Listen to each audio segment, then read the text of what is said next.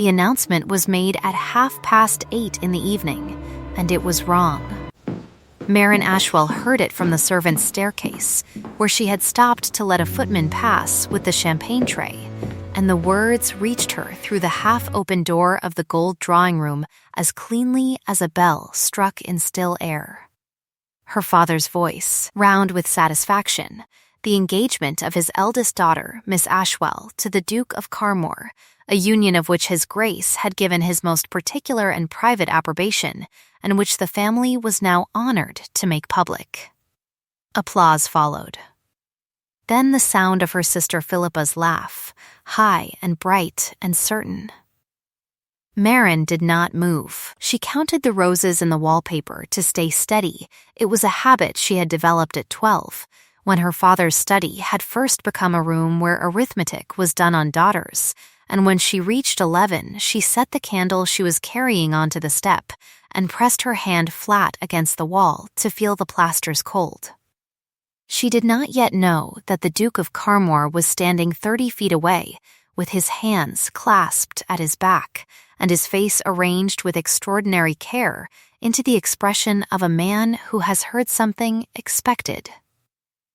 She did not yet know what that expression was costing him. Had she known, she would have walked through the door all the same, but she would have walked differently. The thing was that the Duke had never spoken to Philippa. He had spoken at some length and on 3 separate occasions to Marin. Once about drainage accounts, which she managed for the estate at Ashwell Cross. Once about a forged bill of lading that she had identified in the household receipts before anyone else had thought to look. And once, 2 weeks past, in the library, about something else entirely, something that had been interrupted by the sound of a door and had not been resumed. He had said, "Before the door opened, there is a thing I cannot yet lay before you." She had said, "Then I will wait." She had not known she was promising anything.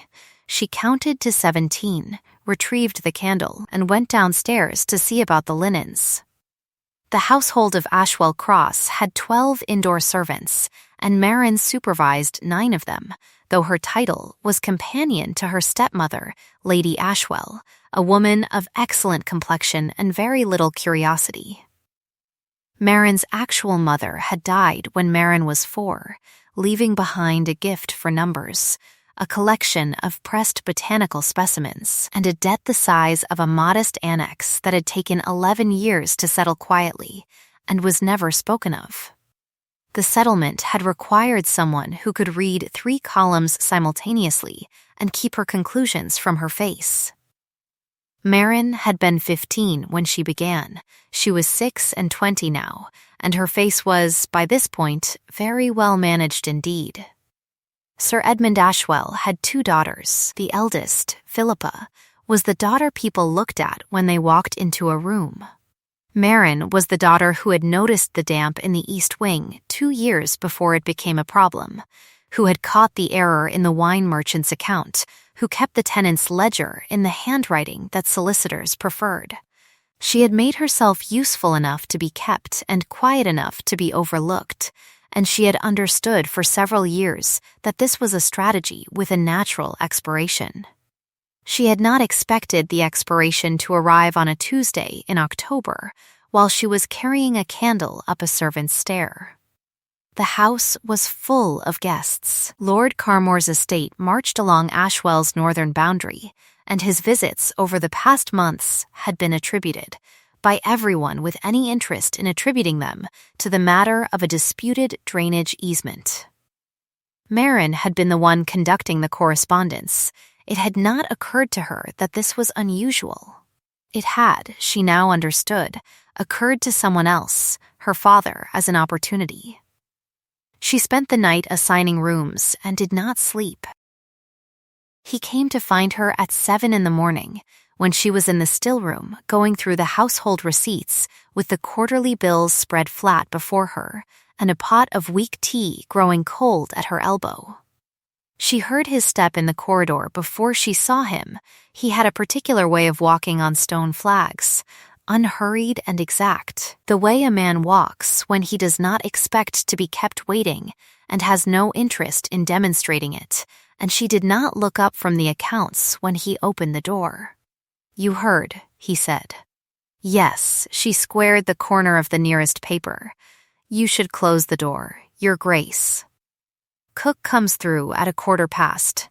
He closed the door. She heard him move to the other side of the table, but she did not look up yet. The accounts wanted 2 more minutes, and she gave them those minutes, because she had learned that the thing you most urgently wish to do is almost never the wisest thing to do first. When she finally raised her head, he was watching her with the stillness of a man who has been standing in cold weather for a long time and no longer notices it. "The announcement," he said, "was not authorized by me." "I see." She set down her pen. "Not by any part of you, or merely by the verbal part?" Something moved through his eyes, not amusement, exactly, but its first cousin. "By no part of me. I am here because I thought you might have drawn a different conclusion from what you heard. I drew the obvious conclusion from what I heard. I am now drawing a different one from what I see." She looked at him steadily. He was standing in the attitude of a man who has more to say than he has decided to say, both hands at his back, his weight precisely even. He was not a comfortable man to look at directly. He was too still for it, too careful. She had noticed this about him from the beginning. She had noticed it the way she noticed structural things, the weight-bearing walls, the bad foundations. "You should know," she said, "that whatever you intend to say next, it will reach my father within the hour. This house does not keep its own secrets." "I know." He paused. "That is, in part, what I came to tell you." Before he could continue, the latch moved. Cook arrived 4 minutes early. She had a gift for it, and the Duke straightened with the ease of long practice and became, in an instant, the image of a gentleman who had stopped in to inquire about the household's quarterly requirements. Marin handed Cook the list. She did not look at the Duke again until Cook's footsteps had faded. "Tomorrow," he said quietly, when they were alone. "Will you walk the east boundary tomorrow?" She thought about the ledger of things she could not afford to want, and the running balance she had been keeping against herself for 12 years, and the 11 roses in the Ashwell Cross wallpaper. "Yes," she said. He left without another word, and she returned to the accounts, and the figures made their usual clean sense, and she was very glad of them. Philippa came at 9. She arrived in the stillroom doorway wearing her morning dress and the expression of a person who has been very recently congratulated and is still arranging what congratulations feel like.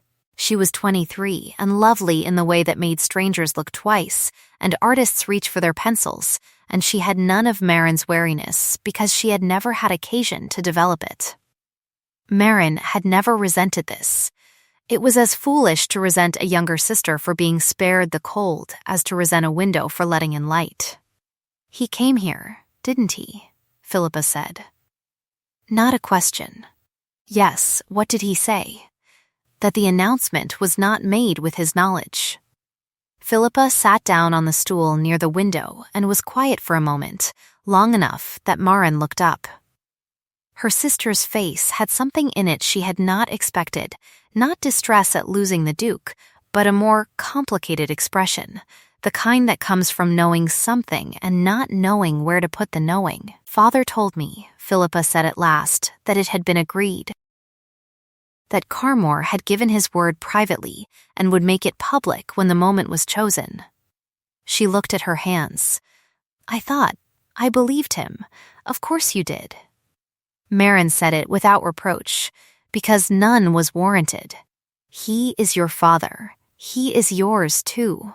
He is." She returned to the accounts. "Philippa, whatever comes of this, you have done nothing wrong."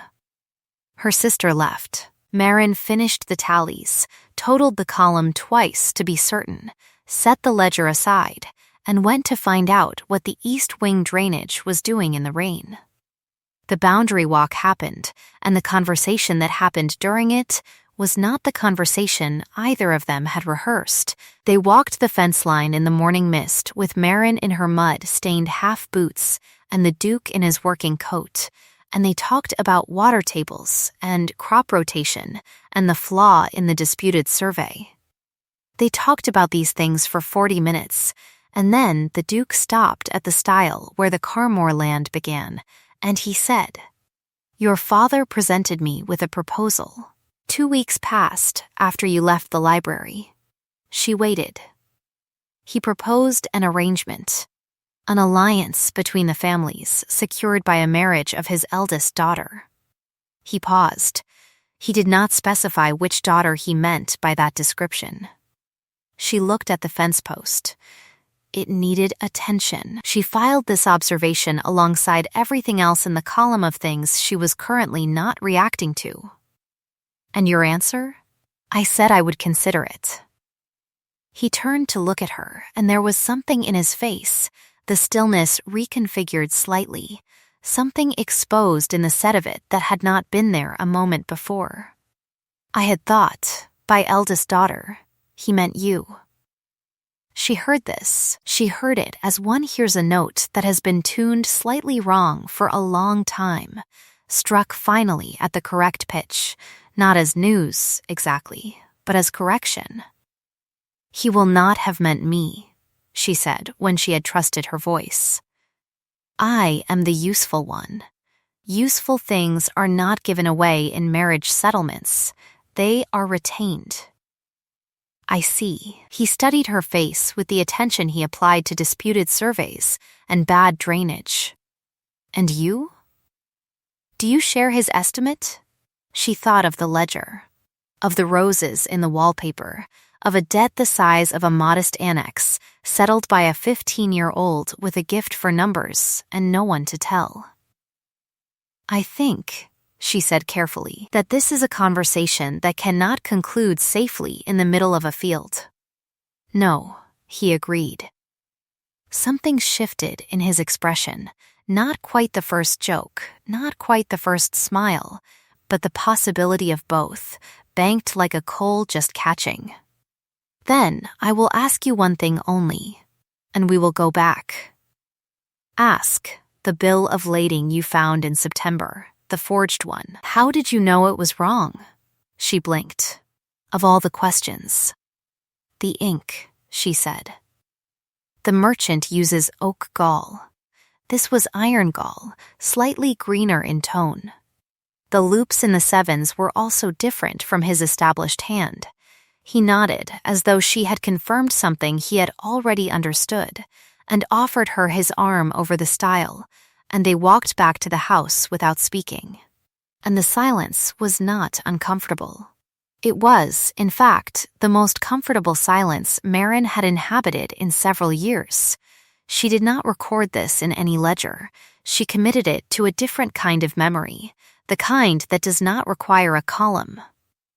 That afternoon, Sir Edmund called her into his study. The room smelled of tobacco and damp dog and managed prosperity, and her father was standing at the fireplace with the posture of a man who has prepared a speech and intends to deliver it efficiently. He was not a cruel man. This was important to understand about him. He was not cruel. He was an accountant of people, and Marin was a ledger entry, and he had found what he believed was a profitable way to carry the entry forward. "You have been speaking with Carmore," he said. He came to inquire about the drainage accounts. He had questions about the survey records. Yes, he studied her. "Marin, you are a sensible girl. More sensible, God knows, than your appearance might suggest, though appearance is unfortunately what the world prices first. I have done my best by you." She had counted to 11 twice before he reached the point. "Carmore is a man with a very old name and a very modern practicality," Sir Edmund said. "He wants the easement settled and a connection to the county's social machinery. Philippa gives him the connection. You give him," he paused, assembling the word, "the practicality." I had thought an arrangement might be reached that accommodated both. Accommodated, she repeated. You would remain at Ashwell Cross, of course, in your current capacity, while Philippa, no, she said. The room was quiet for a moment, the fire doing its patient work. I beg your pardon? I will not arrange my sister's marriage to a man who has not spoken to her in order that I may remain in the house where I am already employed. She said this without heat, without haste. If you require a different answer, you will not have it from me, and I think you know me well enough not to expect one. Her father looked at her for a long moment with something in his eyes that was not quite respect, but was, she thought, its practical equivalent, the recognition that a wall will not move regardless of how many times you push it. You have always been the difficult one, he said. You have always had the order wrong, she said. Good evening, father. She left, and he did not call her back, and she was not entirely certain whether this was because she had won the argument or because he was already developing a new plan, and the difference mattered, and she did not yet know which it was. She found out 3 days later. The Carmore butler's boy arrived at Ashwell Cross with a letter for Miss Ashwell, and by the time Marin understood that the letter had been opened, resealed with a skill that would not have fooled a woman who spent her mornings on documents, but had apparently fooled the housemaid who received it, the damage was already arranged. The letter was in the Duke's hand. It invited her to walk the east boundary the following morning, as there was a matter he wished to discuss in private, and there was a postscript, 3 lines, in a different ink, that she would have recognized anywhere as his. The particular angle of the ascenders, the compressed loops of the E's, but which said something the rest of the letter made impossible. She was reading it for the 3rd time when her stepmother knocked. Lady Ashwell was not a subtle woman, but she was a thorough one, and she had the expression of someone who had been part of a conference she had not entirely understood. Your father wishes me to tell you, she said, with the careful inflection of a messenger delivering a message verbatim, that Carmore has made his intentions clear with regard to Philippa, and that he hopes you will understand the wisdom of your own arrangements accordingly. Marin held the letter. Thank you, Josephine, she said. Would you ask cook to send up tea? And would you send word to Mrs. Penny that I will need the estate correspondence chest this evening? Lady Ashwell withdrew, satisfied that something administrative had occurred. Marin set the letter down, smoothed its crease, and looked at the postscript again. 3 lines, written, she estimated from the ink oxidation, before the rest, and then the rest written around them, or rather, a different letter written around them. Someone had taken a letter of 3 lines and added to it. She thought about iron gall ink and oak gall ink and the loops in the 7s. She went to the estate correspondence chest, and she opened it, and she spent 4 hours in the lamplight doing the thing she did best, which was reading 3 columns simultaneously. At midnight, she had everything she needed. At 1 o'clock, she wrote 2 notes. At 2, she went to bed, and she lay in the dark with the botanical specimens her mother had left her arranged in their frame on the wall, and she counted to 17, and she slept. The engagement dinner was on Friday. It had been announced before anyone had formally established that there was an engagement, which was the kind of confidence that required either certainty or a spectacular tolerance for embarrassment, and Sir Edmund possessed both in quantity. The dining room at Ashwell Cross held 40, and on Friday it held 37, including Lord Carmore, his steward Mr. Vane, a lean, soft-voiced man with beautiful hands and the habit of watching a room from its perimeter, and 3 of the county's minor magistrates, one of whom was Marin's father's oldest friend, a man called Sir Horace Bramble, who was 81, required a second pair of spectacles for documents, and had a reputation for sitting very still through very long meetings, and then asking the one question that ended them. Marin arrived late. She had arranged to arrive late. She came in during the soup course in the plain gray she always wore to dinners of this kind, which was to say dinners where she was present in her capacity as supplement rather than guest, and she took her seat at the lower end of the table between Mrs. Frey, the housekeeper, and young Mr. Croft, the solicitor's representative, who had been invited because Sir Edmund liked to have a solicitor nearby when he was doing something that required one and preferred one who was not senior enough to ask inconvenient questions. She smiled at Mrs. Frey. She ate her soup. She waited. Her father rose for the toast after the second course. He had a gift for toasts, warm without being specific, jovial without being vulnerable, the toast of a man who has arranged things to his satisfaction and would like everyone to share in the arrangement without examining it too closely. He spoke about the ancient families of the county. He spoke about the joining of interests and estates. He raised his glass to the happiness of his eldest daughter and to the Duke of Carmore, a man whose judgment in all things had proven itself sound. The Duke had not moved during this speech. He was sitting at the upper end of the table to her father's right, and he had the expression, she recognized it now, of a man absorbing a blow without letting his face report it. She watched his hands. They were flat on the table, very still. He did not look at Philippa. He looked, once, across the length of the room to where Marin sat between the housekeeper and the solicitor's boy, and the look lasted 1 second and contained a great deal. She rose. She did not raise her voice. She had never needed to.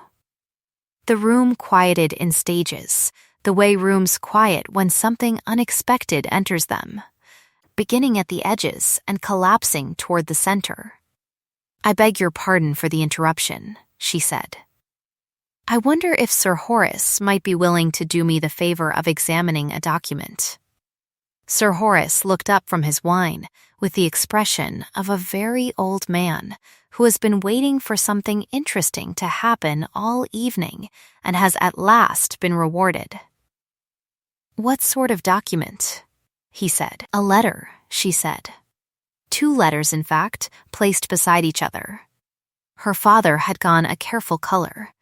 Mr. Vane, at the room's perimeter, had gone a different color, the kind that comes from recognizing too late that something has been moved and cannot be moved back. She noted both and continued. She brought the documents from the correspondence chest, which Mrs. Frey, who performed, she would say later, one act of quiet courage in the matter, and performed it at cost to herself, and performed it without being asked a second time, had carried to the dining room door and left with the footman an hour before. She placed them before Sir Horace. She lit the branch of candles nearest him. She said, "The letter on the left was received by me from Carmore House 3 days past, addressed to Miss Ashwell. The letter on the right is a document from the Carmore estate correspondence of 2 months ago, written in the same hand, and has never left the estate chest. I should be grateful if you would compare the ink colors of the body of the left-hand letter with the ink color of its postscript, and then with the right-hand document." Sir Horace took out his first pair of spectacles, examined this, took them off, put on his second pair, and examined it again.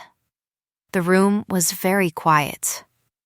A candle guttered. Somewhere in the kitchen passage, a dog made a brief domestic sound and then thought better of it.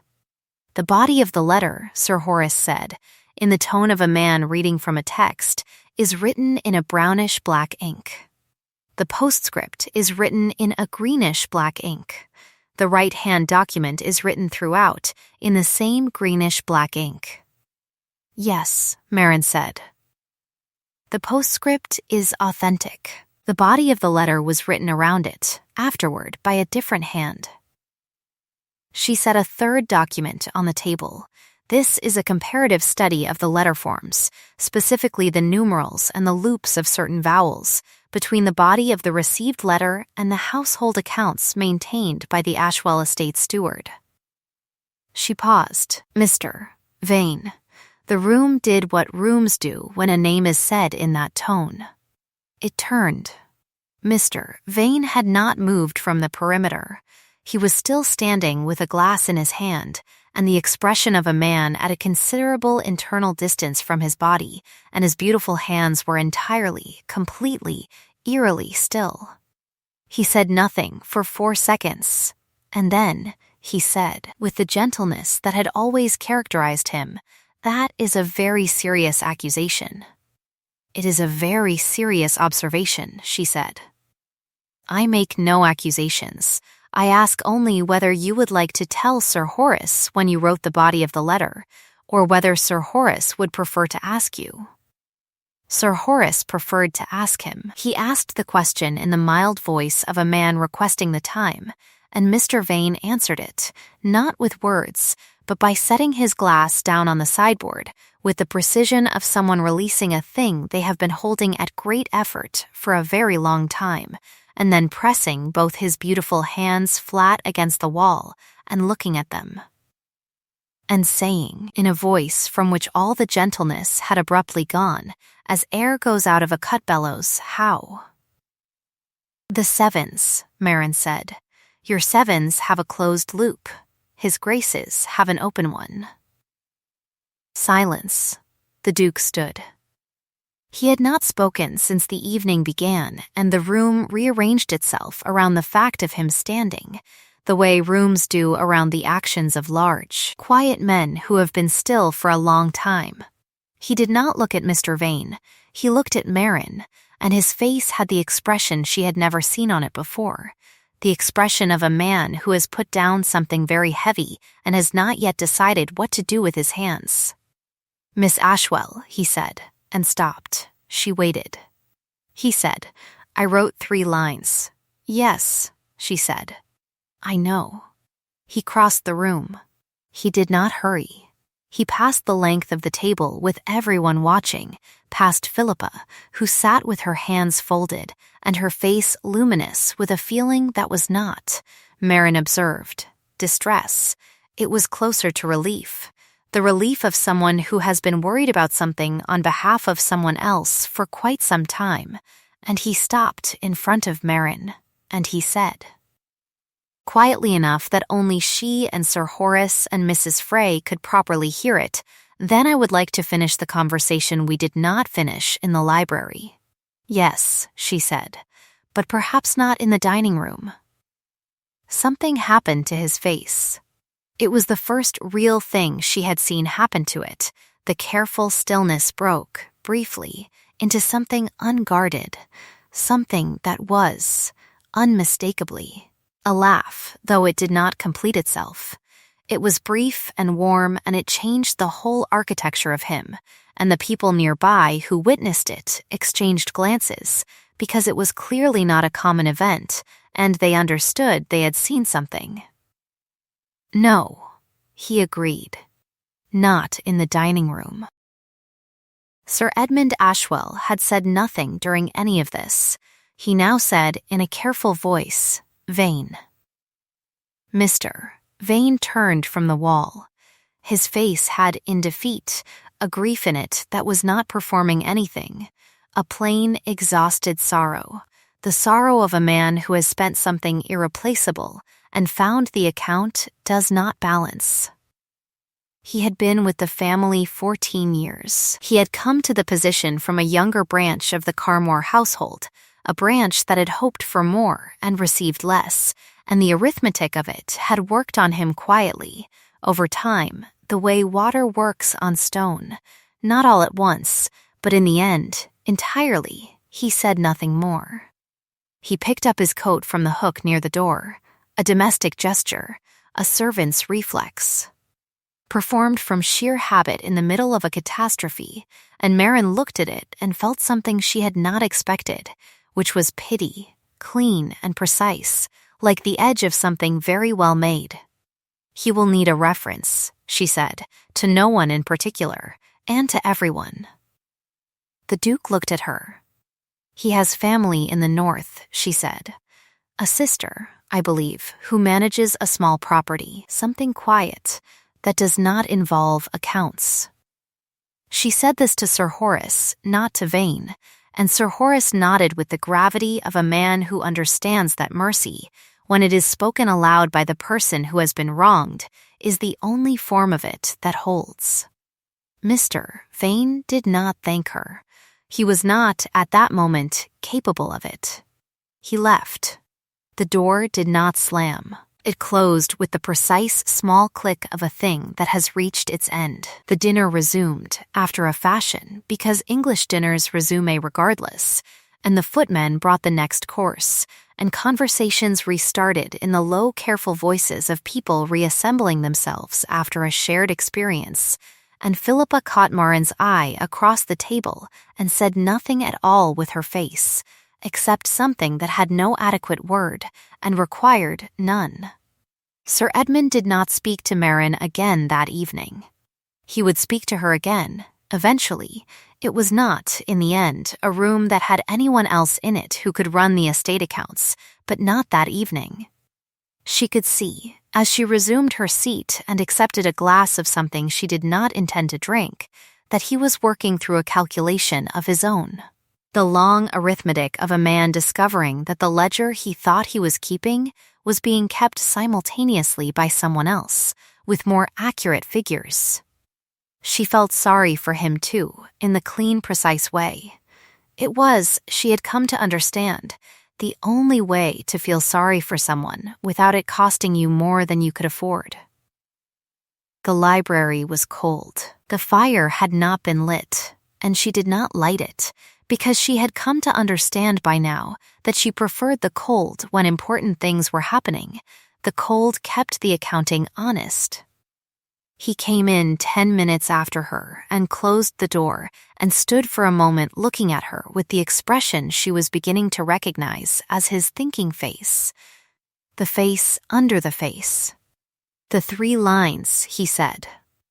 Yes, he said them. They were brief and they were not poetic. They were the 3 lines of a man who has concluded, by close observation of a particular and specific person over several months, that this person is necessary to his continued functioning in the world and has decided to say so in plain terms. Because plain terms are the only kind that do not require an audience to decode. She listened to them. She thought about the refused bribe, the ledger of costs, the 11 years, the column of things she could not afford to want. She said, when you said, in the library, that there was a thing you could not yet lay before me. What were you waiting for? The easement, he said. I did not want to speak until the material thing between our estates was settled. I thought it would, he paused, complicate the clarity of whatever you heard. Marry me because you wish it, she said, very carefully. It is the only reason I will take. He understood this immediately, as she had known he would, because he was a man who could read 3 columns simultaneously in a different way than she could, but with the same result. Yes, he said, that is precisely what I mean.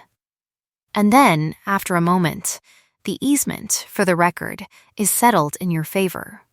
I signed the new survey last week. She looked at him steadily for several seconds. You signed it before this evening. Before the dinner, yes. Before you knew how the dinner would go. Yes, she thought about the way a transaction becomes a gift. She thought about the vocabulary of spending, slowly redeemed into the vocabulary of something else entirely. She thought about a 15-year-old with a gift for numbers and no one to tell. And the woman that 15-year-old had grown into, standing in a cold library in October, with her accounts finally, completely, honestly, settled. Yes, she said. Because you wish it is also my only reason. He did not cross the room. She crossed it. She had always, she thought, been the one more willing to cross rooms, the one more accustomed to arriving at the place where things needed doing and simply doing them. This did not change. She crossed the room and he stayed still, and when she stopped in front of him, his hands, which she had been cataloging all autumn, moved at last, briefly, carefully, and that was enough, and more than enough. And they stood together in the cold library in the dark for a long time, which was its own kind of accounting, and it came out even. The wedding was in November, on a day that smelled of frost and chimney smoke and the last of the year's apples. It was small. Sir Horace was there, and Mrs. Frey, who wept with the thoroughness of a woman who feels things to their full extent and makes no apology for it, and Philippa, who stood beside Maren in a blue wool dress and at one point caught her sister's hand and held it briefly with a grip that contained 12 years of shared knowledge about cold mornings and difficult arithmetic, and let go. The vicar was cheerful and efficient. A robin sat on the churchyard wall throughout the ceremony with the air of an invited guest who has found the pew cushion comfortable.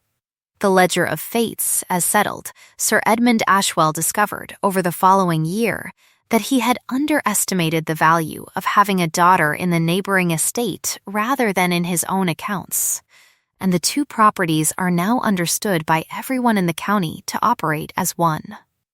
He and Maren have not discussed the dinner. They will not. This is, by common and unspoken agreement, the most practical arrangement. Lady Ashwell was given a conservatory. She grows orchids. She is perfectly content. Philippa married a naval officer from Gloucestershire the following spring, a man who had read a great deal and thought carefully about most of it, and who looked at her, Maren observed on meeting him, as one looks at something one did not expect to find and cannot now account for the absence of, previously. They are very happy. The happiness has the quality of something that has not cost anyone else anything, which is Maren's preferred kind. Mrs. Frey was given a sitting room of her own, which she uses principally to house a very old and opinionated cat named General, who is contemptuous of everyone and has the run of the house. He is, by all accounts, thriving. Mrs. Vane went north. His sister took him in. He manages the vegetable garden, which involves no documents whatsoever. He is not happy, exactly.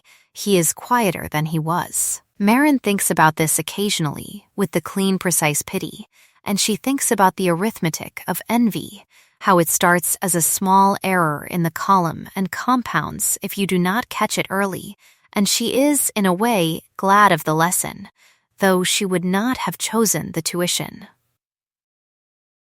Sir Horace attended the wedding and remarked, while consuming a substantial portion of the wedding cake, that in his experience the people worth marrying were always the ones other people had failed to look at properly, and that this was the central diagnostic error of his generation, and that he personally had always known that the Miss Ashwell in question was precisely that, which was. Maren told him with great affection, a thorough rewriting of the historical record, and he laughed so hard he dropped his fork. A year and 3 months after the engagement dinner, on a morning in early January, Maren came down the servants' staircase at Carmore House. She used the servants' stair by preference.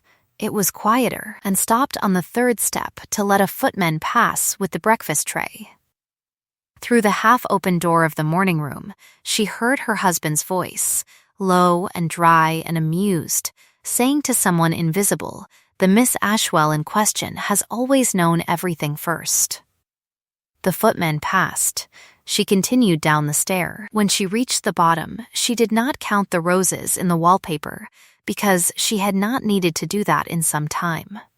She had been keeping the numbers differently lately, in the newer kind of ledger, where the entries are things like the first real laugh, and the crossing of rooms, and the cold library in October, and none of it requires a column, because none of it is being spent. She opened the door to the morning room. He looked up. The expression on his face was the one she had learned to read last and valued most, unguarded, unhurried, entirely unmanaged. "Good morning," she said. He said, as he had said on the first day she crossed a room to him, yes. And it was. If this story warmed something in you, if you have ever been the one keeping the honest accounts while someone else took the credit, or the one whose competence was mistaken for convenience, then you know what the cold library felt like, and you know why the crossing of the room mattered. Pull the chair a little closer to the fire. There is always a kettle on here, and a place set, and no one is expected to be useful before they have finished their tea. I would love to know, which moment did you know for certain? The sevens with the closed loops, or something earlier? Leave it in the comments. I read every one. And if you would like to keep a seat by this hearth for the next story, the subscribe is just there, quiet as a door, closing softly. Sleep well, and be gentle with the ones who kept your lamp lit when you were not watching.